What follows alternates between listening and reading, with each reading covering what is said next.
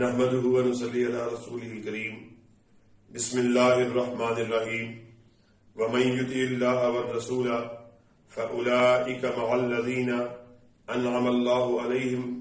من النبيين والصديقين والشهداء والصالحين وحسن أولئك رفيقا۔ تمام قسم کی تعریفات وحدہ لا شریک خالق کائنات مالک ارض و سما کے لیے ہیں، اور لاکھوں کروڑوں درود و سلام ہوں اس ہستی اقدس و مقدس پر کہ جن کا نام نامی اور اسم گرامی حضرت محمد الرسول اللہ صلی اللہ علیہ وسلم ہے۔ حضرات گرامی قدر بے حیثیت مسلمان، اللہ رب العزت نے ہم سب مسلمانوں پر چند حقوق ایسے ہیں جن کو ادا کرنا ہم سب پر لازم ہے۔ اس دنیا میں رہتے ہوئے بہت سے حقوق ہیں جن کا بجا لانا لازم قرار دیا گیا ہے، جیسے ہمسایوں کے حقوق، والدین کے حقوق، میاں بیوی کے حقوق، بچوں کے حقوق، بڑوں کے حقوق، بڑوں کے چھوٹوں پر اور چھوٹوں کے بڑوں پر حقوق، اور اسی طرح ہمسایوں کے حقوق، دیگر تمام انسانیت کے حقوق، رشتہ داروں کے حقوق، اعزاء و اقارب کے حقوق۔ لیکن ان سب حقوق سے اوپر ایک ایسی ذات ہے جسے ہم آمینہ کے لال حضرت محمد الرسول اللہ صلی اللہ علیہ وسلم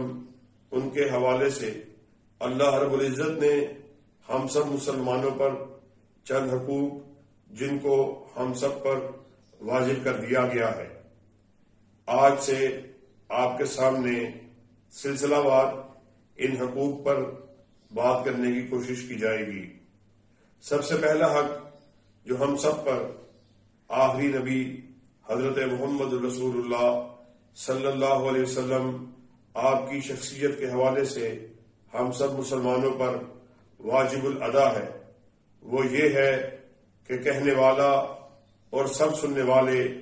ہم سب کا یہ نقطہ نظر ہونا چاہیے، یہ عقیدہ ہونا چاہیے،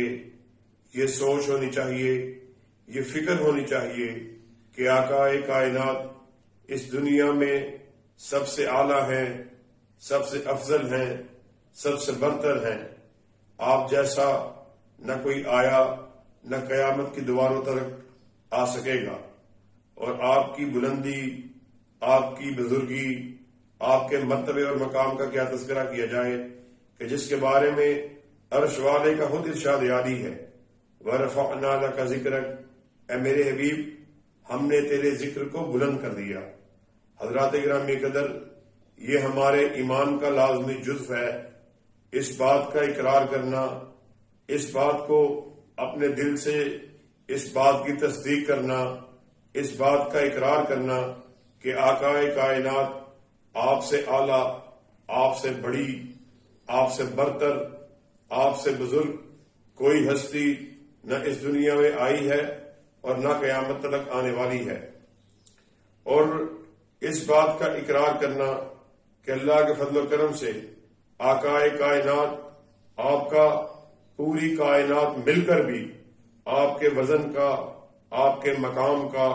آپ کے منصب کا، آپ کی حیثیت کا، آپ کی بزرگی کا مقابلہ نہیں کر سکتی۔ اور قرآن و حدیث سے ہمیں اس بات کا پتہ چلتا ہے کہ آقا کائنات اس دنیا میں سب سے اعلیٰ ہیں، سب سے افضل ہیں۔ آقا کائنات اپنی لسان مبارک بات سے اس بات کا تذکرہ فرما رہے ہیں۔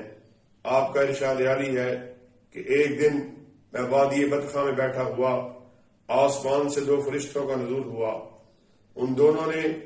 آپس میں گفتگو کو کیا اور میری جانب اشارہ کرتے ہوئے اس بات کو کہا کہ کیا یہ وہی ہے کہ جس کی بلندی کے، جس کی عظمت کے، جس کی بزرگی کے چرچے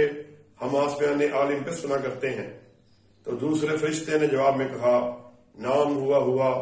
ہاں یہ وہی ہے کہ اس کی بلندی کے، اس کی بزرگی کے چرچے آسمان عالم پر ہوا کرتے ہیں۔ تو دونوں فرشتے آپس میں گفتگو کو آگے بڑھاتے ہوئے کہنے لگے کہ کیوں نہ آج اس کے وجود کو جانچا جائے، اس کے وجود کو ٹٹولا جائے، اس کی شخصیت کو ماپا جائے کہ ہم نے اس کی بلندی کے بہت تذکرے سنے۔ آپ صلی اللہ علیہ وسلم نے آگے ارشاد فرمایا، ترازو کو قائم کیا گیا، ایک پلڑے میں مجھے ڈالا گیا، دوسرے پلڑے میں ایک انسان کو ڈالا گیا۔ اب عالم یہ ہے کہ میری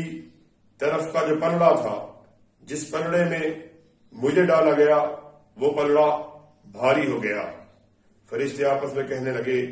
کہ نہیں، اس قدر بلند و بالا شخصیت کو ایک شخص سے نہ تولا جائے۔